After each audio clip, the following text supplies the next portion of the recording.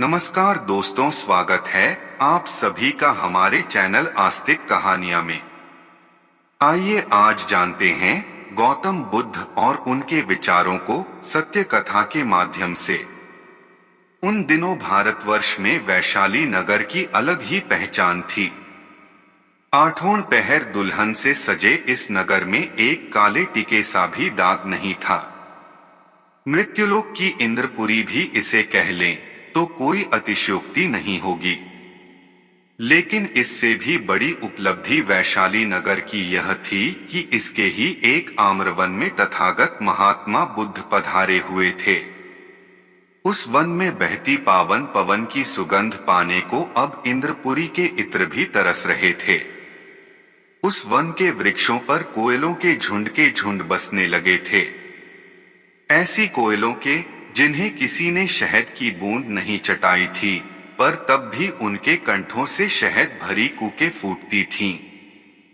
मोर बिना वर्षा के उस वन में नृत्य करते रहते थे। ऋतु न होते हुए भी उस आम्रवन का हर वृक्ष सहसा फलों से लद गया था। सचमुच सूर्य को अपने उदय होने का प्रमाण थोड़े न देना पड़ता है। उसकी प्रखर रोशनी ही उसका प्रमाण हुआ करती है। ऐसे ही तथागत की पावनता, उनकी दिव्य तरंगें व उनका करुणामयी और सूर्य सा तेजस्वी मुख स्वयं ही उनके भगवान होने का प्रमाण था। उनकी इसी भगवत्ता को देखकर असंख्य जन भिक्षु बन उनके संघ में सम्मिलित हो चुके थे।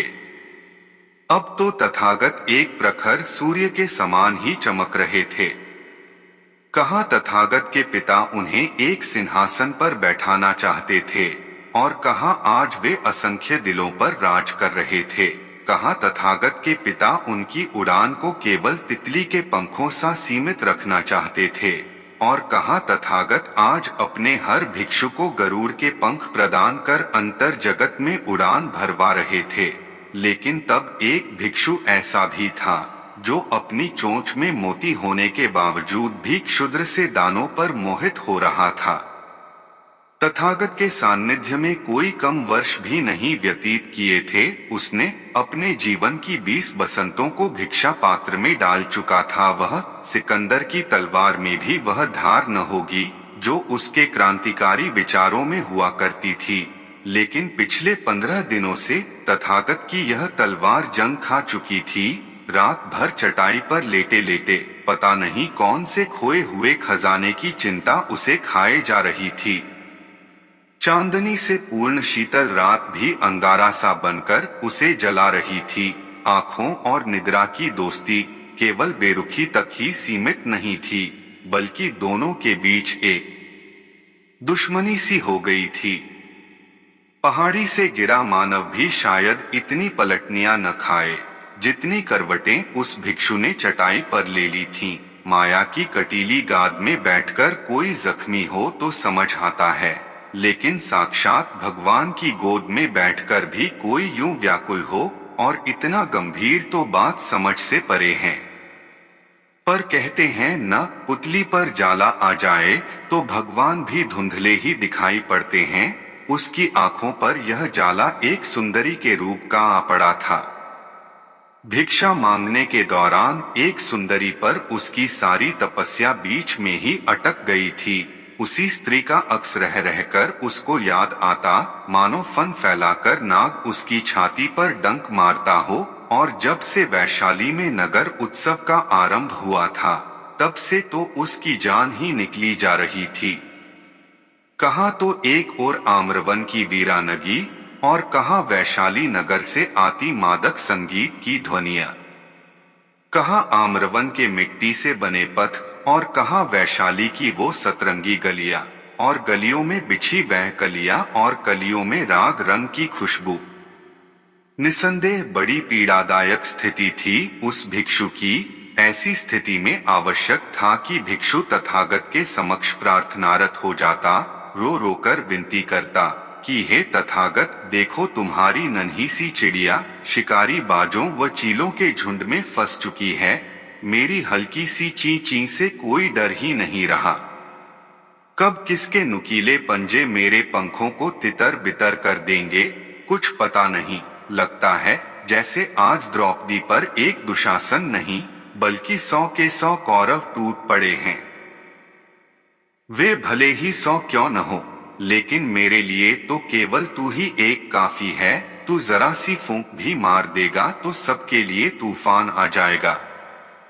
हे प्रभु, हे मेरे मालिक, इससे पहले कि उनका पलड़ा मुझ पर भारी पड़े, मैं सबके पैरों तले कुचला जाऊं, मुझे बचा लो, वरना आपका यह भिक्षु इनके व्रज प्रहार से कहीं का नहीं रहेगा। लेकिन कमबख्त मन की धार तो देखो उल्टी ही चली।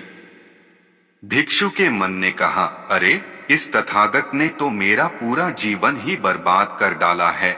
अपना घर तो बसा के उजाड़ डाला और हम भिक्षुओं का बिना बसे ही उजाड़ रखा है। लेकिन अब मैं और भावनाओं में नहीं बहूंगा, निकल जाऊंगा यहाँ से। इस घुटन से निकलकर अपना स्वतंत्र जीवन जीऊंगा। न किसी का पहरा होगा, न रोक टोक, न कोई व्यर्थ के नियम। सुबह आराम से उठा करूंगा, जब मन करेगा, जहाँ जाने का करेगा वहाँ निकल जाया करूंगा। फिर जरा धन इत्यादि का जुगाड़ करके ढंग से शादी करूंगा। रही बात की लोग क्या कहेंगे कि देखो आश्रम को छोड़ आया, तो कहते हैं तो कहने दो, 2-4 दिन बातें होंगी। फिर किसके पास समय रखा है कि मेरे बारे में सोचे। वह स्वयं से ही बातें कर रहा था और उन सभी बातों का निचोड़ यह था कि तुझे अब संघ में नहीं रहना है। मन मस्तिष्क में चारों ओर से यही दुहाई उठ रही थी कि अब अगर शीघ्र नहीं निकला तो फिर कभी नहीं निकल पाएगा। लेकिन आत्मा तो कुछ और ही कह रही थी कि हे भिक्षु, कभी भी नहीं छोड़ना आश्रम तुझको। कितने जन्मों के बाद जीवन को प्रभु से मिलान का यह सुनहरा अवसर मिला है। अब की बार चूक गया तो फिर पता नहीं यह अवसर दोबारा मिले या नहीं। फिर दूसरी योनियों में भटकते हुए आंखों को मल मल कर रोएगा, लेकिन मन का मल नहीं धुल पाएगा। और तुझे जिन गलियों की कलियां लुभा रही हैं, वे हकीकत में सर्प हैं। उनका कांटा पानी भी नहीं मांगता। तुम तो क्या, इतिहास के बड़े से बड़े योगी भी जब भोग के पथ पर चले तो रोगी होकर रह गए। तुम क्यों नहीं समझते, स्त्री के प्रति यह आकर्षण सदा नहीं रहने वाला। यह कोई कलंकित समय है, इसे निकल जाने दो। इस समय साधना और प्रार्थना की शरण लो, विश्वास रखो। विषय चाहे कितना भी बड़ा क्यों न हो, तथागत से बड़ा नहीं हो सकता। क्या कीचड़ की यह 4 छींटे सागर से भिड़ सकती हैं? फिर इन विषयों की क्या बिसात है। लेकिन तुम तथागत के आगे जरा प्रार्थना तो करो, उनके दिए ज्ञान की साधना तो करो। मन किसका नहीं भटकता, सभी का भटकता है, लेकिन किसी किसी का अटक भी जाता है। जैसे कि तुम्हारा मन वैशाली नगर की चकाचौंध में अटक गया है। तब भी कोई बात नहीं, तथागत के श्री चरणों में जाकर सब बता दो। जो उनके चरणों में गिर जाता है वे उसे खाई से भी खींचकर निकाल लाते हैं। मेरी बात मान लो, आत्मा की इस सिखावनी की तो देवता भी वंदना करते हैं। लेकिन भिक्षु ने तो इन दिव्य नसीतों पर यूं ठोकर मारी जैसे किसी ने गेहूं के दानों पर मारी हो और वे दाने चारों ओर बिखर गए हों। उसने निश्चय कर लिया कि कल सुबह सूर्य उदित होने से पहले वह संघ को छोड़ देगा। सुबह जब सभी ध्यान में आंखें बंद करके बैठे होंगे, तभी वह चुपके से निकल जाएगा।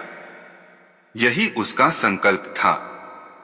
हालांकि उसने प्रवचनों में कई बार सुना था कि ध्यान की अवस्था में तो इस लोक से परे भी देखा जा सकता है, पर आज सोच रहा था जब सब ध्यान में होंगे तो कैसे देखेंगे। चुपचाप निकल जाऊंगा। अमृत बेला हुई। घोंसलों से अभी पक्षी भी नहीं जागे थे, पर सब भिक्षु जग गए। सभी सामूहिक साधना के लिए जा रहे थे। उधर वह अपनी पोटली बांधकर बस निकलने का मौका ताड़ रहा था कि तभी एक भिक्षु उसकी कुटिया में आकर बोला, तथागत ने तुम्हें अभी इसी वक्त याद किया है, जाओ जल्दी जाओ। उसकी आंखें फटी की फटी रह गईं, मुख खुला का खुला रह गया। उसके दिल में इतने जोर की धक धक सी हुई कि जैसे किसी ने उसके सारे संकल्पों विकल्पों पर तोप का गोला दाग दिया हो। सोचने लगा, अरे कहीं उन्हें मेरे भागने का पता तो नहीं चल गया। पर मैंने तो किसी को बताया तक नहीं। फिर कैसे? नहीं नहीं, कुछ और बात होगी। जल्दी से जाकर तथागत को निपटा ही आता हूँ। पगला भिक्षु क्या जाने कि तथागत निपटते नहीं बल्कि निपटाते हैं। और तथागत निपटाए तो इससे अच्छा तो कुछ हो ही नहीं सकता। वरना संसार निपटाएगा तो निपटना शब्द से ही भय लगेगा। वह मन से कपकपा तो रहा था, लेकिन फिर भी तन को संभालते हुए तथागत के समक्ष जा पहुंचा। ऐसी सागर सी गंभीरता व शांति थी तथागत के मुखमंडल पर कि एक बार तो वह भी ठगा सा रह गया। तथागत चुप रहे, इसलिए उसके दिल की धक धक तेज हो गई कि कहीं तथागत को सब पता तो नहीं चल गया। उसने मन में यह सोचा ही था कि तथागत के होठों से झरना फूट पड़ा। हाँ, मुझे पता है, सब पता है। एक एक कर्म जो तुमसे हुए हैं उन सब की जानकारी है मुझे, पर दुख इस बात का है कि तुम यहाँ से स्वयं जा रहे हो और इतने वर्ष लगाकर भी बस एक पोटली ही कमा पाए हो जिसे साथ लेकर जा रहे हो। मेरा तो मन था कि मैं तुम्हें भेजता दूर, कहीं बहुत दूर, बस इंतजार कर रहा था तुम्हारे पकने का। पर तुम हो कि कच्चे ही दौड़ चले। भागने का इतना ही शौक था तो कभी मुझसे कहा होता। मैं तुम्हें भगाता तो ऐसी जगह पहुंचते जहां सुख की कलियां नहीं, आनंद के खिले फूल तुम्हारा स्वागत करते। जहां तुम्हारा पथ रोशन करने के लिए तेल बाती के नश्वर दिए नहीं, सूरज जैसे असंख्य सितारे होते। जहां तुम्हें कामिनी का क्षणभंगुर दैहिक संग नहीं, तुम्हारी आत्मा को सौंदर्य माधुर्य के स्वामी का चिरसाथ मिलता। यूं भागकर तुम कहीं नहीं पहुंच पाओगे, इसलिए तुम तो केवल यहां रुकने का प्रयास करो, भगाने का कार्य मुझ पर छोड़ दो। वैशाली नगर की वे गलियां तो बड़ी तंग है। क्यों तुम उनमें फंसना चाहते हो? मैं तुम्हें खुले आसमां में उड़ाना चाहता हूं, क्योंकि अर्थात गलत प्रवृत्तियां में रमण करना दुष्कर है। न रहने योग्य घर में रहना दुखद है। अप्रतिकूल लोगों के साथ रहना दुखद है। इसलिए संसार के मार्ग के पथिक न बनो और दुखी न हो। श्रद्धा और शील से संपन्न तथा यश और भोग से मुक्त पुरुष जहां कहीं भी जाता है सर्वत्र पूजित होता है। इसलिए हे भिक्षु, जाओ, जाकर ध्यान करो, कहीं नहीं जाना। अब इसके पश्चात क्या कहना सुनना बचा था। उसकी आंखों पर छाया जाला जल गया।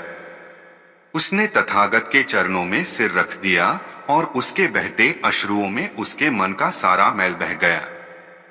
अब भी गहरे सागर की तरह शांत था। बुद्धं शरणं गच्छामि और ऐसी ही सत्य कथा कहानियां सुनने के लिए हमारे YouTube चैनल आस्तिक कहानियां को सब्सक्राइब करें। आप सभी का बहुत बहुत धन्यवाद।